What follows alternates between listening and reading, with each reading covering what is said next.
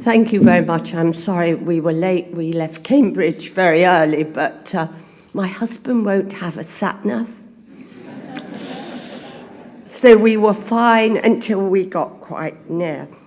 So it's my job to really talk to you about the progress that's been made in the last 30 years, but progress that we can attribute to the two societies that preceded SRUK. So I'm very pleased that those two societies have come together.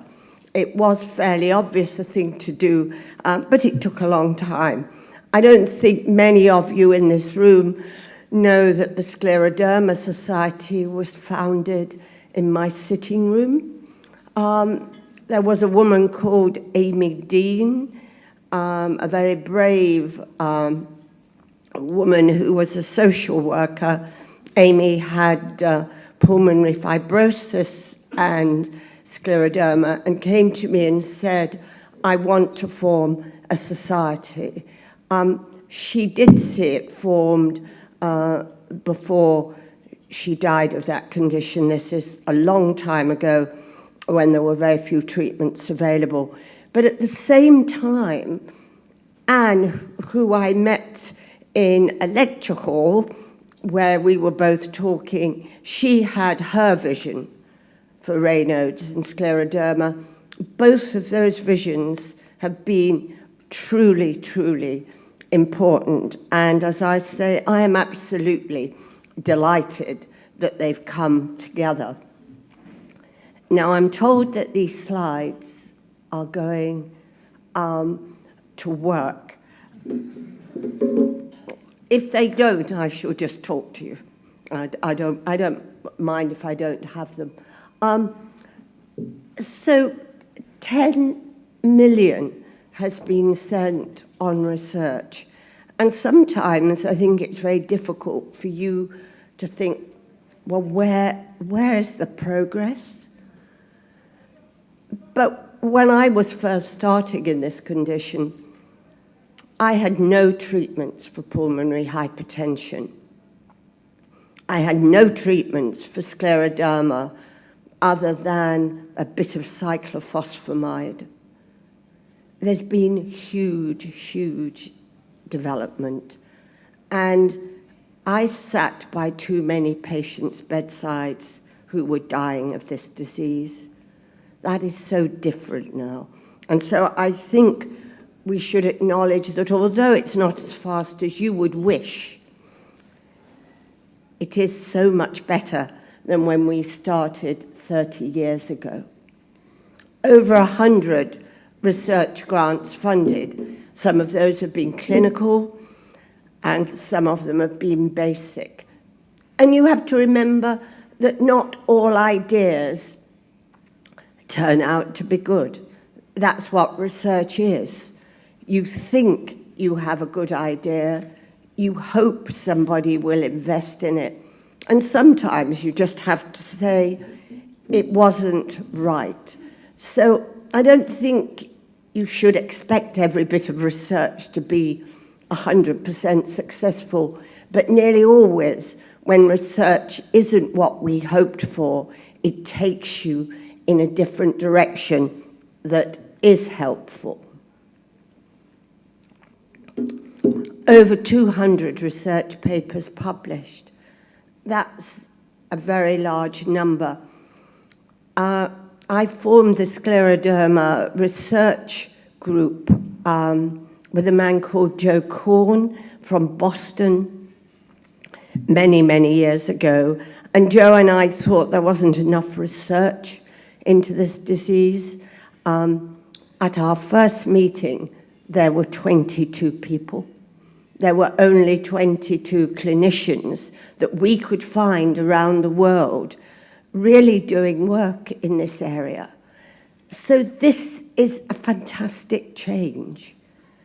And those research papers will lead other researchers to take what's in them and go even further. It's an iterative process, and it can't excuse me, I've had a bad cold, just happen overnight. So I think that's very good news. This is equally good news.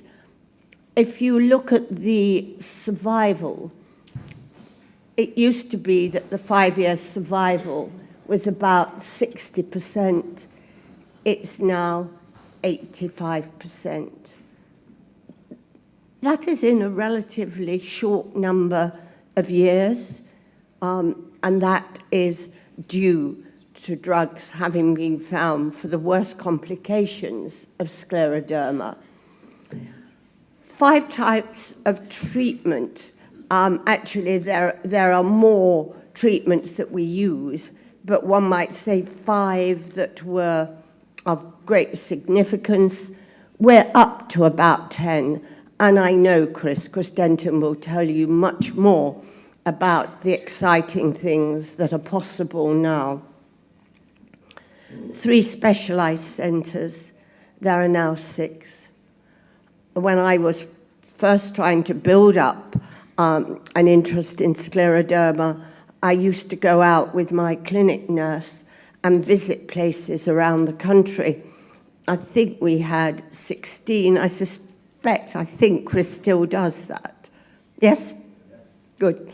And we took our expertise out, because you can't treat everybody, nor should you treat everyone at the Royal Free.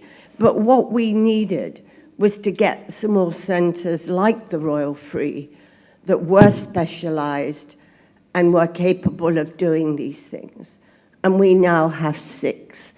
And if you take all that, a lot of that progress is due to scleroderma research and activities done by the 2 organisations, and now SRUK. So a huge contribution.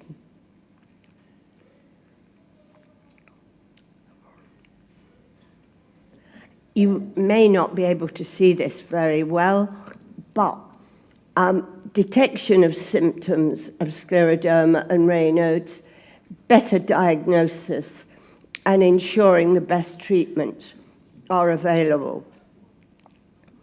I'm just going to take those 3 as examples of the great work that has been done. And I'll start with the work. Ariane Herrick has been the great leader in this field, and I remember Ariane doing this work many, many years ago, but she's developed it, expanded it, refined it, and made it more scientific. I'm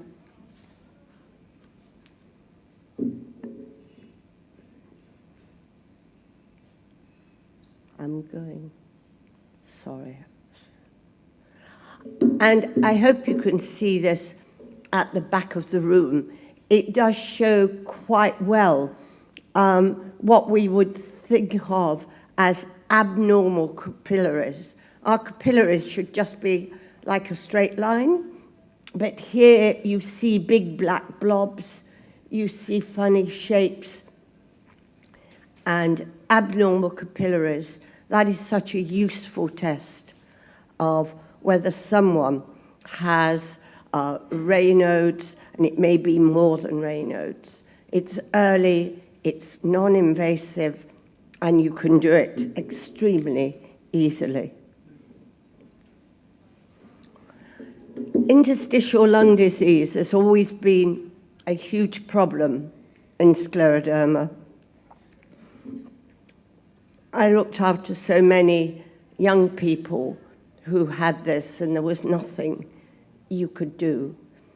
But we've worked very hard with the Brompton Hospital and with colleagues abroad, and the societies have funded this research, and Maudsley was so determined that we would do work on the lung in scleroderma, and raised a lot of money to do that. She worked tirelessly to make this possible.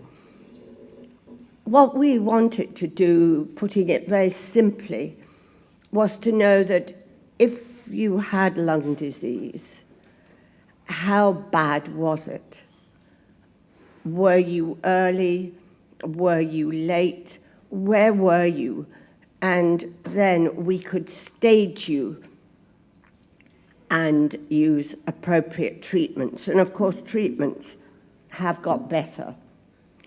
And this may not be very visible at the back, but what we did was use, and I'm sure many of you have had them, high-resolution CT scans, and also the normal lung function tests. And we had to learn how to read those scans so we knew the extent that was involved. And we worked with Athol Wells at the Brompton, and you can't easily see it there, but if less than 20% of your lung was involved and had a particular pattern, and your forced vital capacity, one of the tests you do when you do your breathing tests, was more than 70%, then in our book, that was limited disease. Now, you may think that wasn't a very big development, but it was huge. It was so different to be able to properly classify and determine where people were with this disease so we could start to treat them appropriately. Of course, almost every year when I talk to Chris, I see that there are many more treatments for scleroderma. We're involved in so many more trials with international colleagues, things I couldn't have dreamed of when I was actually heading up the department at the Royal Free.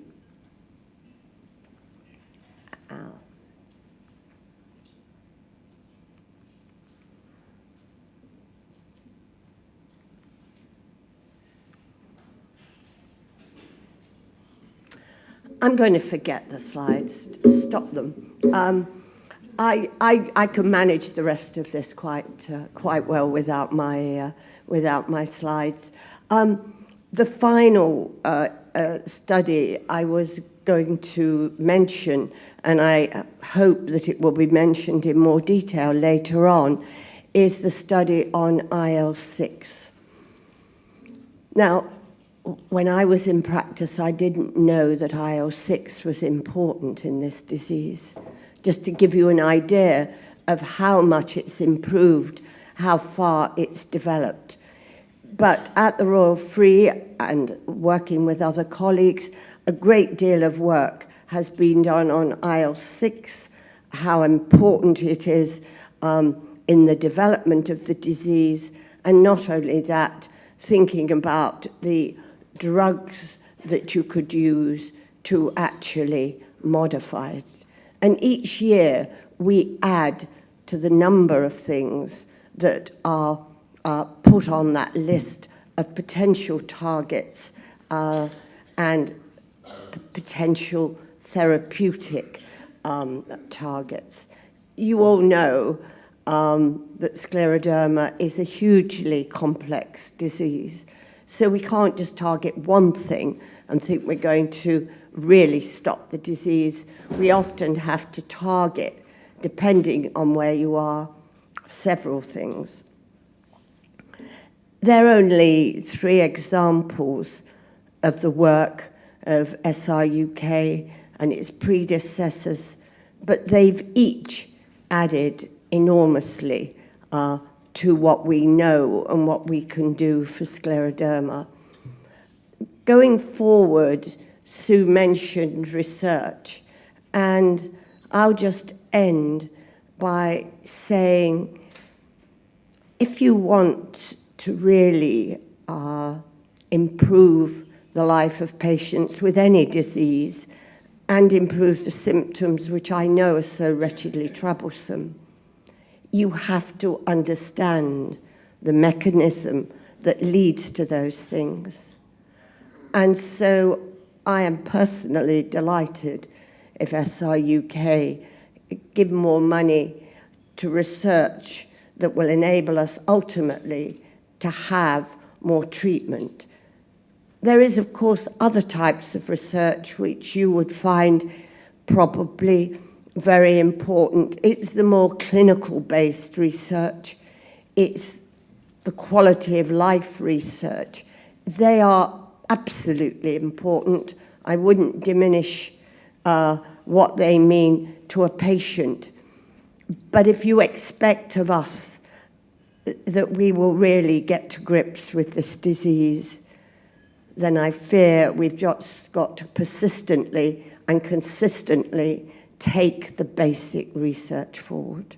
I'm going to leave you with that message. I'm delighted to be here today, and sorry that my voice is not very good because of my cold.